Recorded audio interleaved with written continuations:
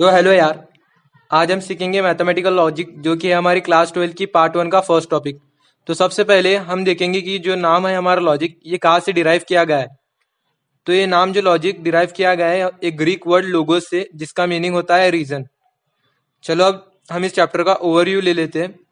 तो यार इस चैप्टर में हम सीखेंगे statements and is truth value, logical connectivity, compound statements, truth table, negations of statements and compound statements, statement pattern, logical equivalence, tautology, contradiction and contingency, quantifiers and quantified statements, duality, application of logic to switching circuits and switching tables. तो यार आपको जो इसमें सबसे interesting वाला part मिलेगा वो है लॉजिकल कनेक्टिविटीज और application of logic to switching circuits. ये काफ़ी इंटरेस्टिंग है। तो यार आज के बाद इस चैप्टर में अगर आपको कोई भी डिफिकल्टी होगी तो सारी आज खत्म होने वाली है। तो सबसे पहले हम जानेंगे कि सेंटेंसेस क्या होते हैं। सेंटेंसेस वो होते हैं यार जिन्हें हम काफ़ी सारे वर्ड्स को मिलाकर बनाते हैं। बेसिकली हमें 4 टाइप्स ऑफ सेंटेंसेस देखने को मिलेंगे: असर्टिव और declarative sentences, interrogative sentences, imperative sentences और exclamatory sentences. Assertive sentences means ऐसे सेंटेंसेस जो हमें कुछ बताना चाहते हो, कुछ असर्शन देना चाहते हो। इंटरोगेटिव मतलब कुछ ऐसे सेंटेंसेस जिनमें क्वेश्चन एक्सप्रेस हो रहे हैं। इंपेरेटिव मतलब जिसमें कमांड, रिक्वेस्ट या ऑर्डर एक्सप्रेस हो रहे हैं। ऐसे सेंटेंसेस को हम इंपेरेटिव सेंटेंसेस कहते हैं। और एक्सक्लेमेटरी सेंटेंसेस तो आपको पता ही होगा, जिसमें एक्सक्लेमेशन मार्क होता है, वो होते हैं हमारे एक्सक्लेमेटरी सेंटेंसेस जो सडन फीलिंग एक्सप्रेस करते हैं। अब हम इन्हें एक एक सेंटेंसेस को थोड़ा डिटेल में समझेंगे। सबसे पहले आता है हमारा असर्टिव। इसका डेफिनेशन पढ़ते हैं: the sentences which shows assertion. इसका मतलब ऐसे सेंटेंसेस जो हमें कुछ बताना चाहते हैं। जैसे कि ये sentences, sun rises in the east. ये सेंटेंस हमें क्या बता रहा है कि जो हमारा सन है वो ईस्ट से राइज होगा। अब हमारा नेक्स्ट सेंटेंस देखते हैं, इंटरोगेटिव सेंटेंस। इसका डेफिनेशन पढ़ते हैं: a sentence that ask a question are called interrogative sentences. हमें इसके डेफिनेशन से ही पता चल रहा है कि जो सेंटेंस में क्वेश्चंस पूछे जाते हैं उस सेंटेंस को इंटरोगेटिव सेंटेंसेस कहते हैं। और आप जान भी गए होंगे कि क्वेश्चन मार्क वाले सेंटेंसेस को ही इंटरोगेटिव सेंटेंसेस कहते हैं। तो देखते हैं हमारे example: what is your name, how are you, do you like to play tennis. ये सारे हैं हमारे एग्जांपल्स इंटरोगेटिव सेंटेंसेस के। अब तक मोस्ट ऑफ द स्टूडेंट्स को लग रहा होगा कि भैया मैथ्स में ग्रामर क्यों सिखा रहे हैं, क्योंकि यार ये जो चैप्टर पढ़ रहे हैं ना हम, ये थोड़ा सा लॉजिकल है, इसलिए हमें थोड़ी ग्रामर की जरूरत पड़ रही है। तो ज्यादा नहीं बात करेंगे, स्टार्ट करते हैं हम हमारे नेक्स्ट सेंटेंस से, जो कि इंपेरेटिव सेंटेंस। डेफिनेशन पढ़ते हैं: the sentences which express command, request or order are called imperative sentences. ये है हमारे एग्जांपल्स: ओपन द विंडो, जो कि एक ऑर्डर है; let us go for T, जो कि एक रिक्वेस्ट है; सिट डाउन, जो कि एक कमांड है। अब देखते हैं हम हमारे नेक्स्ट सेंटेंसेस को, जो है कि है exclamatory sentence. Sentences which expresses sudden feeling or expressions are called exclamatory sentences. आप इसे देखकर ही समझ जाओगे कि जिस सेंटेंसेस में एक्सक्लेमेशन मार्क होता है वही सेंटेंसेस एक्सक्लेमेटरी सेंटेंसेस होते हैं। मोस्ट ऑफ द टाइम ऐसा नहीं होता, लेकिन हमारे मैथ्स में बस इतना ही यूज होगा। तो अब हम इसके एग्जाम्पल देखते हैं: what a beautiful place it is, what a melodious voice. ये 2 सेंटेंसेस हमारे एग्जाम्पल्स हैं एक्सक्लेमेटरी सेंटेंसेस के। अब आप यहाँ पे नोट देख रहे होंगे, इस नोट को लिख लेना, हमें ये काफी यूज में आने वाली है। All interrogative, exclamatory, command, order, request, suggestion type sentences are not statements. अब स्टेटमेंट्स क्या होता है ये हम आगे सीखेंगे। अब देखते हैं स्टेटमेंट्स क्या होते हैं। डेफिनेशन पढ़ लेते हैं: a statement is a declarative assertive sentence which is either true or false but not both simultaneously. Statements are denoted by p q r. इसे हम थोड़ा और बेहतर से समझने की कोशिश करते हैं एग्जाम्पल्स लेकर। चलो अब सीखते हैं हम कि स्टेटमेंट्स क्या होते हैं।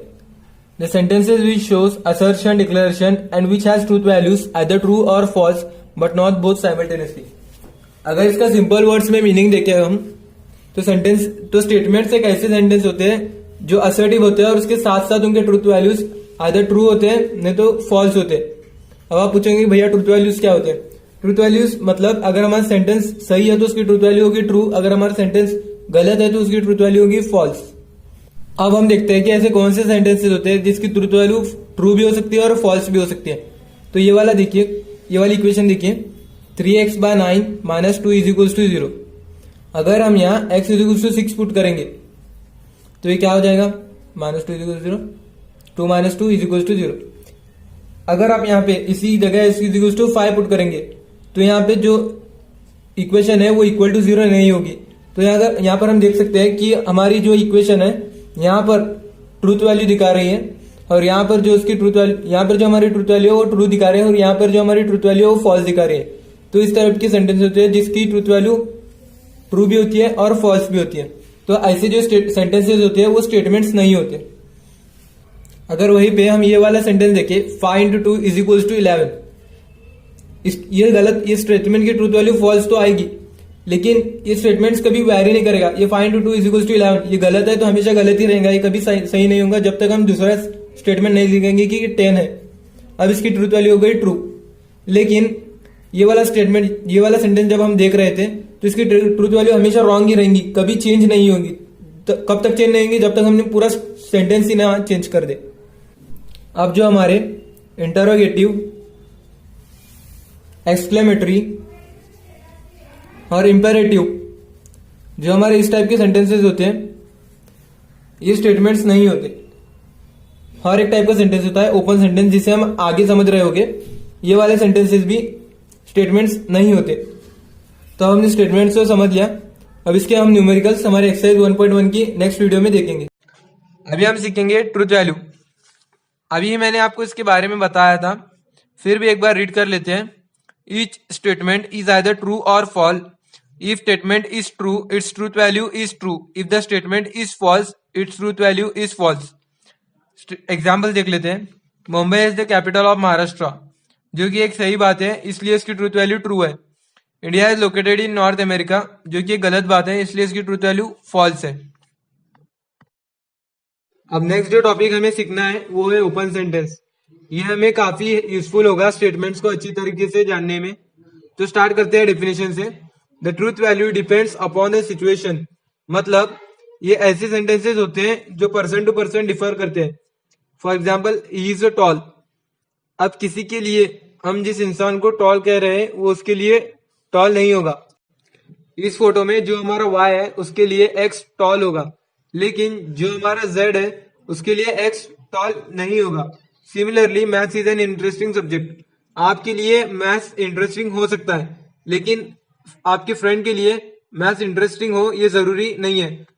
अब सबसे इंपॉर्टेंट बात की, ओपन सेंटेंसेस स्टेटमेंट्स नहीं होते, ये आपको काफी ध्यान में रखना है।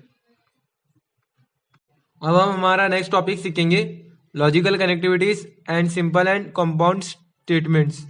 हम लॉजिकल कनेक्टिविटीज किसे कहते हैं? लॉजिकल कनेक्टिविटीज वो वर्ड होता है जो हमारे दो स्टेटमेंट्स को ज्वाइन करता है।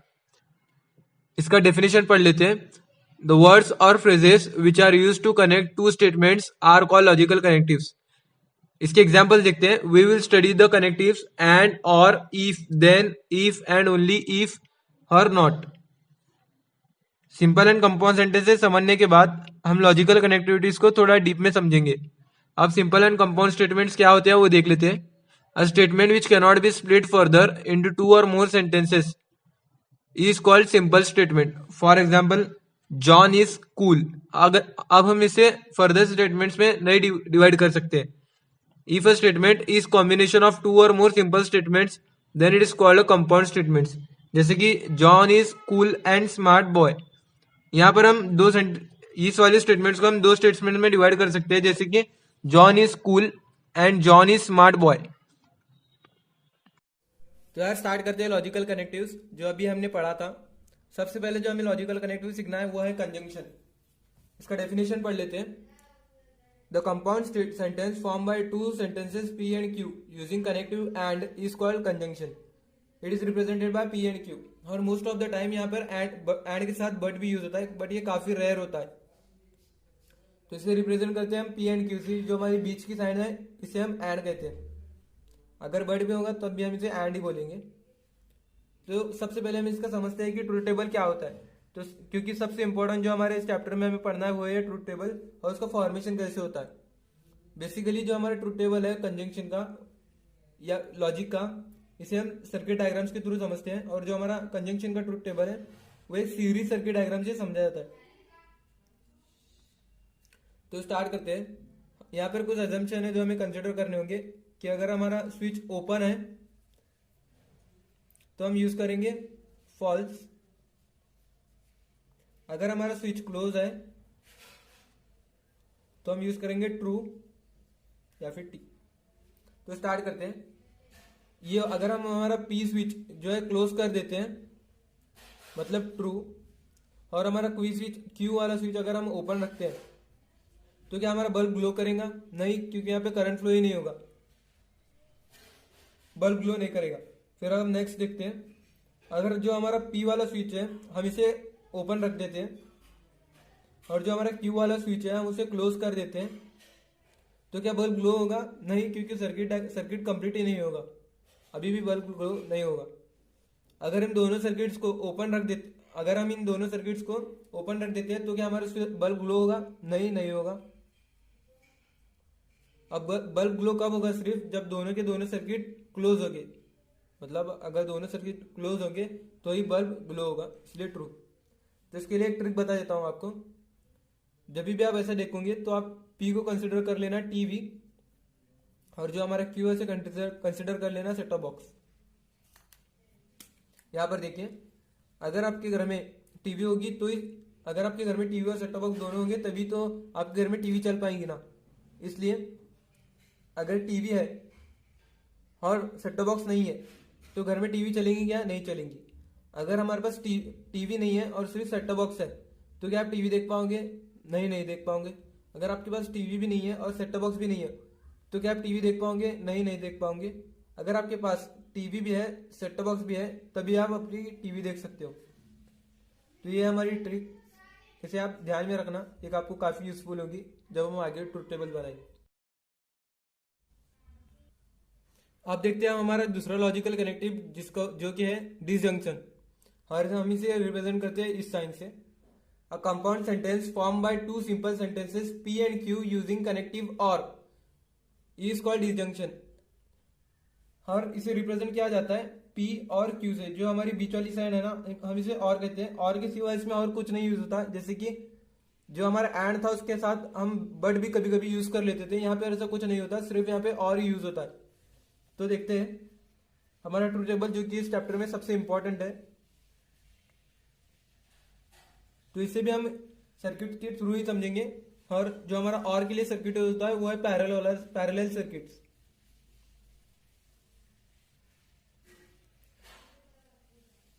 यहां पर देखिए वही अजम्पशन होंगे जो हमारे पहले थे। हमारे जब सर्किट ओपन होगा तो हम इसे फॉल्स कंसिडर करेंगे और रिप्रेजेंट करेंगे फॉल्स से, और जब सर्किट क्लोज होगा तो हम इसे ट्रू से रिप्रेजेंट करेंगे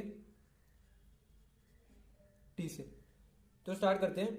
अगर जो हमारा ये पी वाला सर्किट है इसे हम रिप्रेजेंट कर देते हैं पी और इसे रिप्रेजेंट कर देते हैं क्यू। अगर जो हमारा पी वाला सर्किट क्लोज होगा, क्लोज मतलब ये यहां तक आएगा। अगर ये पी वाला सर्किट हमारा क्लोज होगा और क्यू आ रहा अगर हमारा फॉल्स होगा तो क्या अब हमारा बल्ब जलेगा? हाँ, क्यों नहीं, क्योंकि सर्किट तो कंप्लीट हो जाएगा ना। ऐसे यहाँ पर देखेंगे तो सर्किट कंप्लीट हो जाएगा, हमारा बल्ब जलेगा। अगर हम नेक्स्ट वाले देखें, अगर हम पी को क्लोज ओपन रख दें और जो हमारा क्यू है इसे क्लोज रख दें तो क्या बल्ब जलेगा? हाँ, सर्किट ऐसा भी कंप्लीट हो सकता है तो बल्ब जलेगा। अगर हमारा पी भी क्लोज रख दें हम और क्यू भी क्लोज रख दें तो क्या हमारा बल्ब जलेगा? हाँ, क्यों नहीं जलेगा बल्ब। अगर हम पी भी ओपन रख दें और क्यू भी ओपन रख दें तो क्या हमारा बल्ब जलेगा? नहीं भाई, नहीं जलेगा बल्ब। तो यार इसकी एक शॉर्ट ट्रिक देखते हैं कि हम इसे कैसे याद रखेंगे। जब भी आप और देखोगे बीच में ये वाली साइन देखोगे तो हमेशा याद रखना आपको पी को कंसीडर करना होगा साइकिल और हमारे क्यू को कंसीडर करना होगा बाइक। और एक स्टोरी लाइन बनानी होगी, जैसे कि हमें स्कूल को जाना है और हमारे पास साइकिल भी बाइक है, ऐसा आप समझ लीजिए। अगर हमारे पास साइकिल है और बाइक नहीं है तो क्या हम स्कूल को जा सकते हैं? हाँ, क्यों नहीं भाई, जा सकते हैं। अगर हमारे पास साइकिल नहीं है, सिर्फ बाइक है, तो क्या हम स्कूल को जा सकते हैं? हाँ, क्यों नहीं जा सकते हैं। अगर हमारे पास साइकिल भी और हमारे पास बाइक है तो वेल एंड गुड, हम स्कूल को जा सकते हैं। अगर हमारे पास साइकिल भी नहीं है और हमारे पास बाइक भी नहीं है तो क्या हम स्कूल को जा सकते हैं? नहीं, हम स्कूल को नहीं जा सकते। यहाँ पे सॉरी एफ आएगा। और यहाँ से भी अगर देखोगे दोनों सर्किट को अगर आप ओपन रखोगे तो भी सर्किट नहीं चलेगा, इसलिए यहाँ पे एफ आएगा। अब ये ट्रिक याद रखना। अब ये ट्रिक क्यों जरूरी है? क्योंकि हर बार आप सर्किट तो बनाते नहीं बैठ सकते ना, इसलिए ये ट्रिक्स इंपॉर्टेंट है, आप इसे ध्यान में रखना। और यहाँ पे ध्यान देना, यहाँ पे एफ आएगा जब दोनों सर्किट ओपन रहेंगे। तो यार आप देखते हैं हमारा जो थर्ड लॉजिकल कनेक्टिव है implication. A compound statement form by two simple sentences P and Q using connective if then is called implication of P and Q and represented by P implies Q which is read as P implies Q. जो हमारी बीच वाली sign है हम इसे implies कहते हैं और यही हमारा इम्प्लीकेशन का कनेक्टिव है।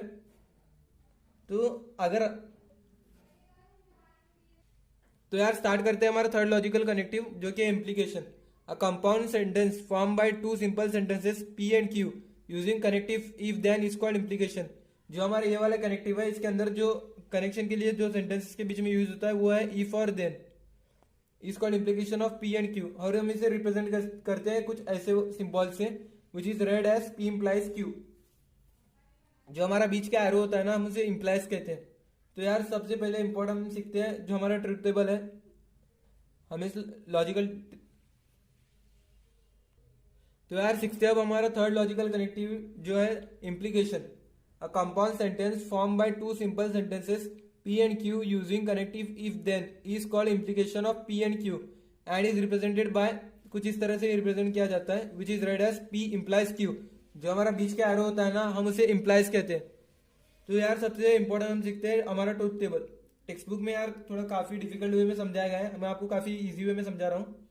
अब इस सेंटेंस को देखिए, if there is India then there is Maharashtra.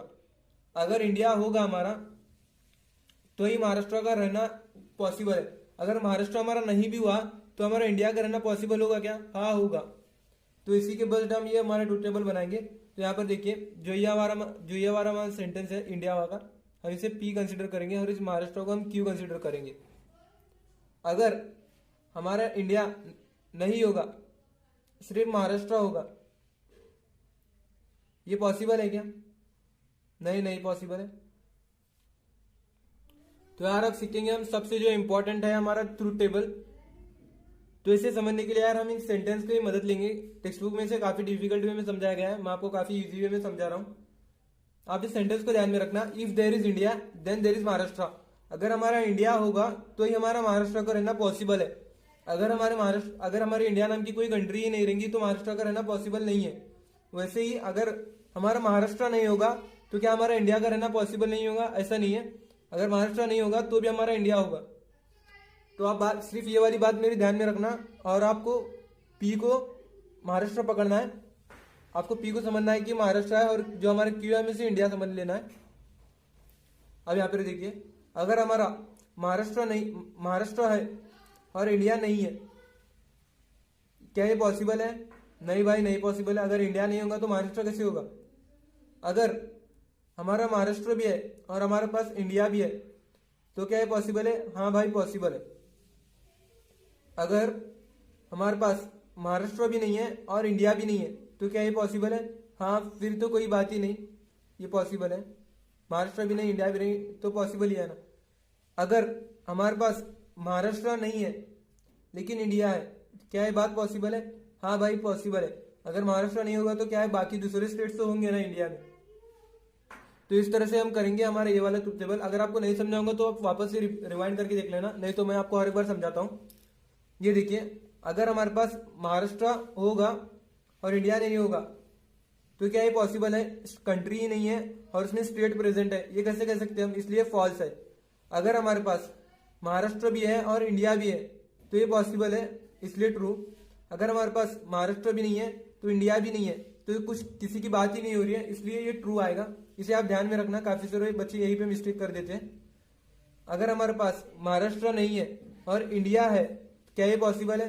अगर कोई स्टेट नहीं होगा, कंट्री होंगी, ये पॉसिबल है ना। इंडिया के पास क्या एक ही स्टेट है क्या? महाराष्ट्र, काफी सारे स्टेट है, इसलिए ये ट्रू आएगा। तो यार देखते हो हमारा next logical connective double implication.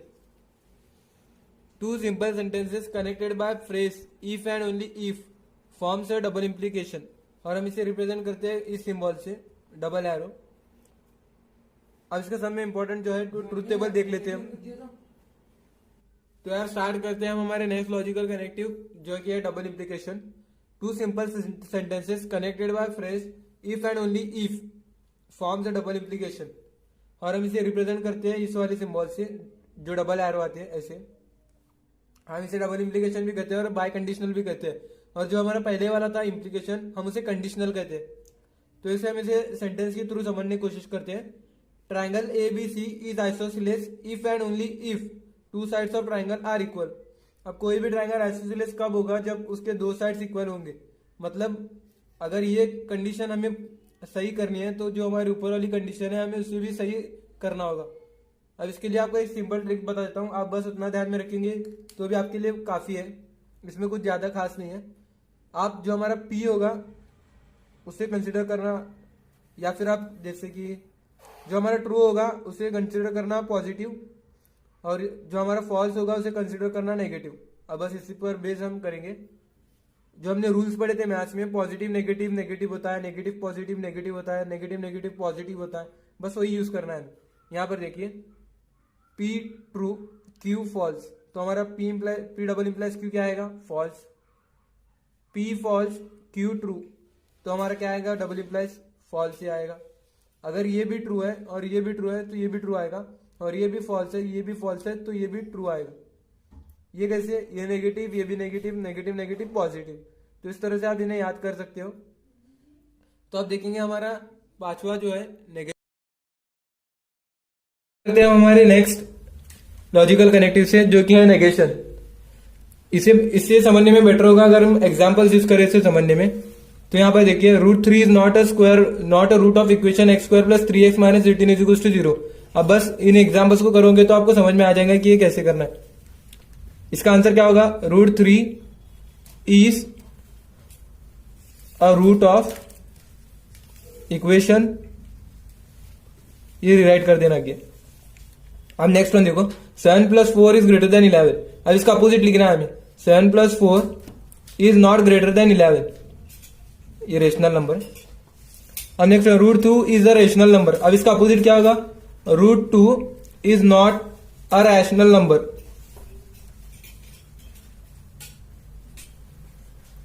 अगर आपको नॉट दिया होगा तो कार्ड लिखना है नॉट, अगर नहीं दिया तो आपको ऐड करना है नॉट। यहां पर देखिए अब P ये नेगेशन का सिंबल होता है इस तरह से, ये नेगेशन का सिंबल होता है। अब यहां देखिए P ऑफ, अब नेगेशन P क्या होगा? ट्रू का क्या होगा? फॉल्स, और फॉल्स का क्या होगा? ट्रू। अब नेगेशन का नेगेशन क्या होगा? फॉल्स का क्या होगा? ट्रू, और ट्रू का क्या होगा? फॉल्स। देखिए वही आ गया जो हमारा पहले का P था, इसे ध्यान में रखना। अब इसका देखते हैं। अब इसका negation of P and Q क्या होगा?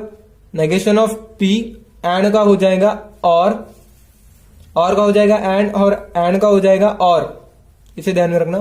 नेगेशन ऑफ P और नेगेशन ऑफ Q। अब ये वाला देखिए, नेगेशन ऑफ P और Q का क्या होगा? नेगेशन P और का हो गया and negation Q।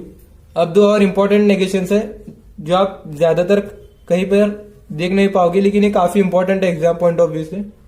Negation P implies Q, इसका नेगेशन क्या होगा? P एंड नेगेशन Q, ये ध्यान में रखना, ये काफी ज्यादा इंपॉर्टेंट है। आपकी टेक्स्ट बुक में भी नहीं दिया गया है, डायरेक्ट सिर्फ आपको शायद एक्सरसाइजेज में मिला तो मिलेगा। अब नेक्स्ट वन देखते हैं, P डबल इंप्लाइज Q का नेगेशन क्या होता है?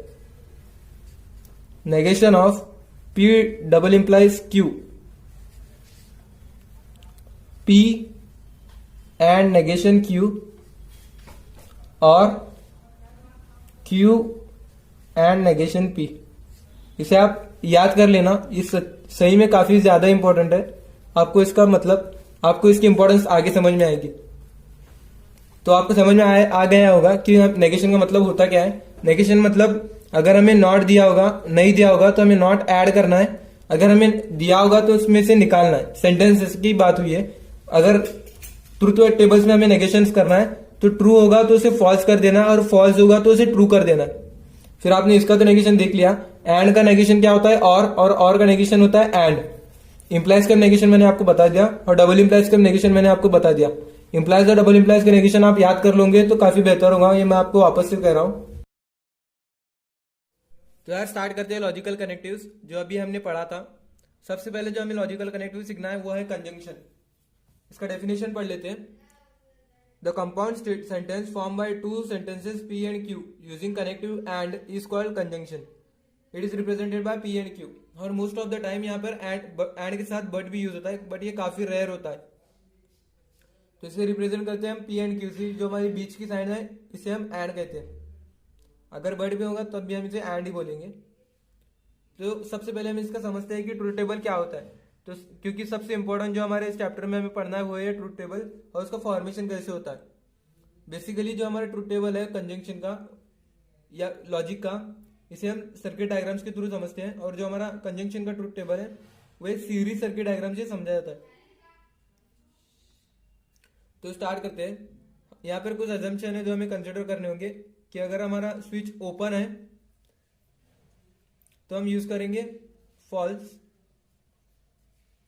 अगर हमारा स्विच क्लोज है तो हम यूज करेंगे ट्रू या फिर टी। तो स्टार्ट करते हैं। ये अगर हम हमारा पी स्विच जो है क्लोज कर देते हैं मतलब ट्रू, और हमारा क्यू स्विच क्यू वाला स्विच अगर हम ओपन रखते हैं तो क्या हमारा बल्ब ग्लो करेगा? नहीं, क्योंकि यहाँ पे करंट फ्लो ही नहीं होगा, बल्ब ग्लो नहीं करेगा। फिर हम नेक्स्ट देखते हैं। अगर जो हमारा पी वाला स्विच है हम इसे ओपन रख देते हैं और जो हमारा क्यू वाला स्विच है हम उसे क्लोज कर देते हैं, तो क्या बल्ब ग्लो होगा? नहीं, क्योंकि सर्किट कंप्लीट ही नहीं होगा, अभी भी बल्ब ग्लो नहीं होगा। अगर हम दोनों सर्किट्स को ओपन रख देते अगर हम इन दोनों सर्किट्स को ओपन रख देते हैं तो क्या हमारा बल्ब ग्लो होगा? नहीं, नहीं होगा। अब बल्ब ग्लो कब होगा? सिर्फ जब दोनों के दोनों सर्किट क्लोज होंगे, मतलब अगर दोनों सर्किट क्लोज होंगे तो ही बल्ब ग्लो होगा, इसलिए ट्रू। तो इसके लिए एक ट्रिक बता देता हूं आपको। जब भी आप ऐसा देखोगे तो आप पी को कंसिडर कर लेना टीवी, और जो हमारा क्यू है उसे कंसिडर कर लेना सेट टॉप बॉक्स। यहां पर देखिए, अगर आपके घर में टीवी होगी तो अगर आपके घर में टीवी और सेट टॉप बॉक्स दोनों होंगे तभी तो आपके घर में टीवी चल पाएंगी ना। इसलिए अगर टीवी है और सेट टॉप बॉक्स नहीं है तो घर में टीवी चलेंगी क्या? नहीं चलेंगी। अगर हमारे पास टीवी नहीं है और सिर्फ सेट टॉप बॉक्स है तो क्या आप टीवी देख पाओगे? नहीं, नहीं देख पाओगे। अगर आपके पास टीवी भी नहीं है और सेट टॉप बॉक्स भी नहीं है तो क्या आप टीवी देख पाओगे? नहीं, नहीं देख पाओगे। अगर आपके पास टीवी भी है, सेट टॉप बॉक्स भी है, तभी आप अपनी टीवी देख सकते हो। तो ये हमारी ट्रिक, इसे आप ध्यान में रखना, एक आपको काफी यूजफुल होगी जब हम आगे ट्रूथ टेबल बनाएंगे। अब देखते हैं हमारा दूसरा लॉजिकल कनेक्टिव जिसको जो कि है डिसजंक्शन, और हम इसे रिप्रेजेंट करते हैं इस साइन से। अ compound sentence form by two simple sentences P and Q using connective और इज कॉल्ड डिसजंक्शन। और इसे रिप्रेजेंट किया जाता है पी और क्यू से। जो हमारी बीच वाली साइड है ना, हम इसे और कहते हैं। और के सिवा इसमें और कुछ नहीं यूज होता, जैसे कि जो हमारा एंड था उसके साथ हम बट भी कभी कभी यूज कर लेते थे। यहाँ पे ऐसा कुछ नहीं होता, सिर्फ यहाँ पे और ही यूज होता है। तो देखते हैं हमारा ट्रूथ टेबल जो कि इस चैप्टर में सबसे इंपॉर्टेंट है। तो इसे भी हम सर्किट के थ्रू ही समझेंगे। और जो हमारा और के लिए सर्किट होता है वो है parallel circuits.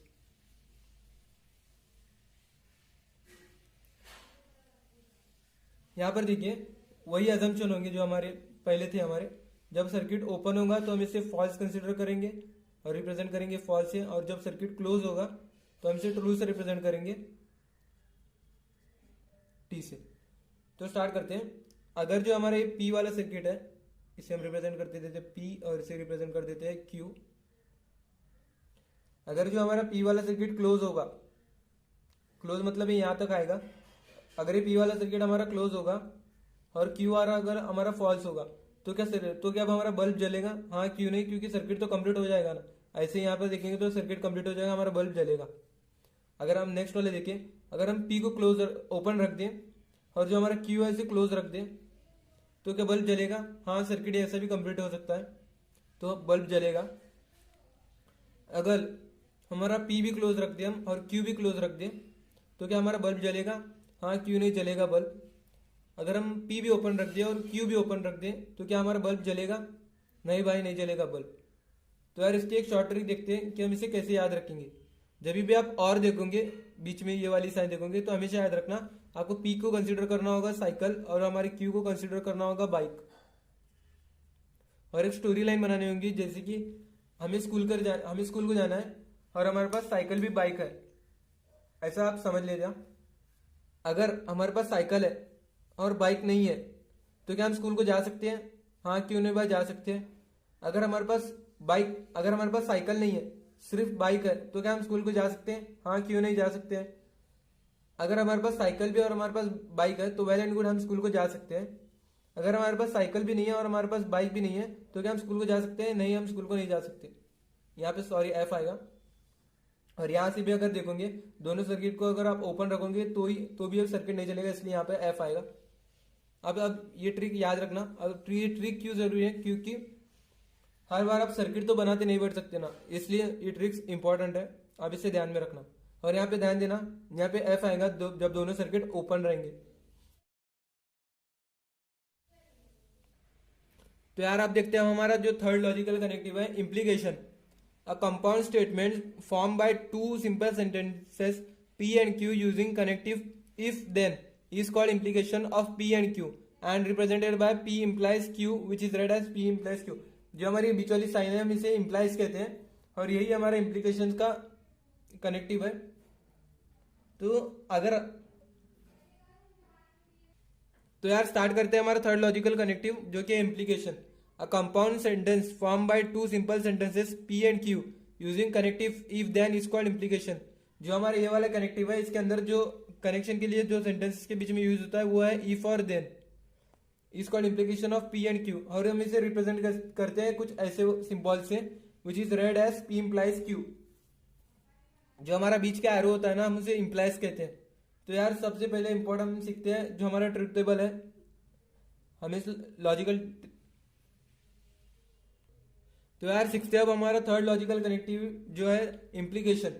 A compound sentence form by two simple sentences P and Q using connective if then is called implication of P and Q and is represented by, कुछ इस तरह से रिप्रेजेंट किया जाता है, which is read as P implies Q. जो हमारा बीच का एरो होता है ना, हम उसे इम्प्लाइज कहते हैं। तो यार सबसे इंपॉर्टेंट हम सीखते हैं हमारा ट्रुथ टेबल।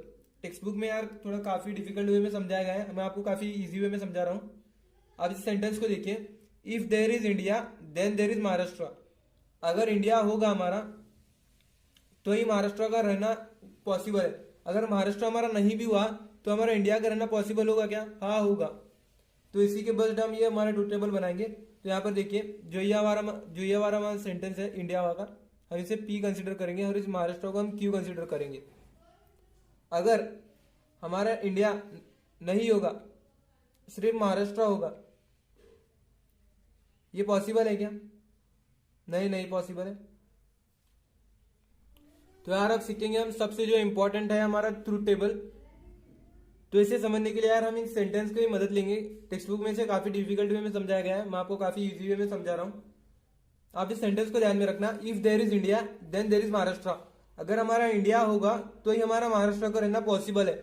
अगर हमारे इंडिया नाम की कोई कंट्री ही नहीं रहेंगी तो महाराष्ट्र का रहना पॉसिबल नहीं है। वैसे ही अगर हमारा महाराष्ट्र नहीं होगा तो क्या हमारा इंडिया का रहना पॉसिबल नहीं होगा? ऐसा नहीं है। अगर महाराष्ट्र नहीं होगा तो भी हमारा इंडिया होगा। तो आप सिर्फ ये वाली बात मेरी ध्यान में रखना और आपको पी को महाराष्ट्र पकड़ना है, आपको पी को समझना है कि महाराष्ट्र है और जो हमारे क्यू है से इंडिया समझ लेना है। अब यहाँ पर देखिए, अगर हमारा महाराष्ट्र है और इंडिया नहीं है, क्या ये पॉसिबल है? नहीं भाई, नहीं पॉसिबल है। अगर इंडिया नहीं होगा तो महाराष्ट्र कैसे होगा? अगर हमारा महाराष्ट्र भी है और हमारे पास इंडिया भी है तो क्या ये पॉसिबल है? हाँ भाई पॉसिबल है। अगर हमारे पास महाराष्ट्र भी नहीं है और इंडिया भी नहीं है तो क्या ये पॉसिबल है? हाँ, फिर तो कोई बात ही नहीं, ये पॉसिबल है। महाराष्ट्र भी नहीं, इंडिया भी नहीं, तो पॉसिबल ही है ना। अगर हमारे पास महाराष्ट्र नहीं है लेकिन इंडिया है, क्या ये बात पॉसिबल है? हाँ भाई पॉसिबल है। अगर महाराष्ट्र नहीं होगा तो क्या है, बाकी दूसरे स्टेट्स तो होंगे ना इंडिया में। तो इस तरह से हम करेंगे हमारा ये वाला ट्रुथ टेबल। अगर आपको नहीं समझा होगा तो आप वापस से रिवाइंड करके देख लेना, नहीं तो मैं आपको हर एक बार समझाता हूँ। ये देखिए, अगर हमारे पास महाराष्ट्र होगा और इंडिया नहीं होगा तो क्या ये पॉसिबल है? कंट्री ही नहीं है और उसमें स्टेट प्रेजेंट है, ये कैसे कह सकते हैं हम? इसलिए फॉल्स है। अगर हमारे पास महाराष्ट्र भी है और इंडिया भी है तो ये पॉसिबल है, इसलिए ट्रू। अगर हमारे पास महाराष्ट्र भी नहीं है तो इंडिया भी नहीं है तो ये कुछ किसी की बात ही नहीं हो रही है, इसलिए ये ट्रू आएगा। इसे आप ध्यान में रखना, काफी सारे बच्चे यही पे मिस्टेक कर देते हैं। अगर हमारे पास महाराष्ट्र नहीं है और इंडिया है, क्या ये पॉसिबल है? अगर कोई स्टेट नहीं होगा, कंट्री होंगी, ये पॉसिबल है ना। इंडिया के पास क्या एक ही स्टेट है क्या? महाराष्ट्र, काफी सारे स्टेट है, इसलिए ये ट्रू आएगा। तो यार देखते हो हमारा next logical connective, double implication.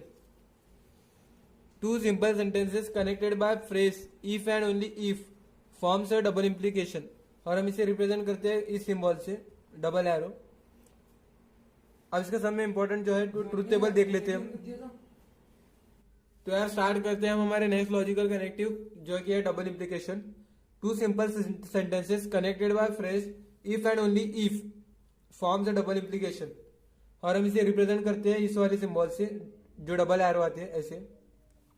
हम इसे डबल इम्प्लीकेशन भी कहते हैं और बाय कंडीशनल भी कहते हैं, और जो हमारा पहले वाला था इम्प्लीकेशन, हम उसे कंडीशनल कहते हैं। तो इसे हम इसे सेंटेंस के थ्रू समझने की कोशिश करते हैं। Triangle ABC is isosceles if and only if two sides of triangle are equal. अब कोई भी ट्राइंगल आइसोसेलेस कब होगा? जब उसके दो साइड्स इक्वल होंगे। मतलब अगर ये कंडीशन हमें सही करनी है तो जो हमारी ऊपर वाली कंडीशन है हमें उसे भी सही करना होगा। अब इसके लिए आपको एक सिंपल ट्रिक बता देता हूँ, आप बस उतना ध्यान में रखेंगे तो भी आपके लिए काफ़ी है, इसमें कुछ ज़्यादा खास नहीं है। आप जो हमारा P होगा उसे कंसिडर करना, या फिर आप जैसे कि जो हमारा ट्रू होगा उसे कंसिडर करना पॉजिटिव, और जो हमारा फॉल्स होगा उसे कंसिडर करना नेगेटिव। अब बस इसी पर बेस हम करेंगे। जो हमने रूल्स पढ़े थे मैथ्स में, पॉजिटिव नेगेटिव नेगेटिव होता है, नेगेटिव पॉजिटिव नेगेटिव होता है, नेगेटिव नेगेटिव पॉजिटिव होता है, बस वही यूज करना है। यहाँ पर देखिए P ट्रू Q फॉल्स, तो हमारा P डबल इम्प्लाइज Q क्या आएगा? False. P false Q true, तो हमारा क्या आएगा? डबल इम्प्लाइज फॉल्स ही आएगा। अगर ये भी ट्रू है और ये भी ट्रू है तो ये भी ट्रू आएगा, और ये भी फॉल्स है, ये भी फॉल्स है, तो ये भी ट्रू आएगा। ये कैसे? ये नेगेटिव, ये भी नेगेटिव, नेगेटिव नेगेटिव पॉजिटिव, तो इस तरह से आप इन्हें याद कर सकते हो। तो अब देखेंगे हमारा पांचवा जो है नेगेटिव। करते हैं हमारे नेक्स्ट लॉजिकल कनेक्टिव से, जो कि है नेगेशन। इससे समझने में बेटर होगा अगर हम एग्जांपल्स यूज करें इसे समझने में। तो यहाँ पर देखिए √3 is not a root of equation x² + 3x - 18 = 0। अब बस इन एग्जांपल्स को करोगे तो आपको समझ में आ जाएगा कि ये कैसे करना है। इसका आंसर क्या होगा? √3 is a root of equation, ये रिराइट कर देना आगे। अब नेक्स्ट वन देखो, 7 + 4 इज ग्रेटर देन 11। अब इसका अपोजिट लिखना है हमें, 7 + 4 इज नॉट ग्रेटर देन 11, ये रेशनल नंबर। अब next √2 is a rational number. अब इसका अपोजिट क्या होगा? √2 is not a rational number.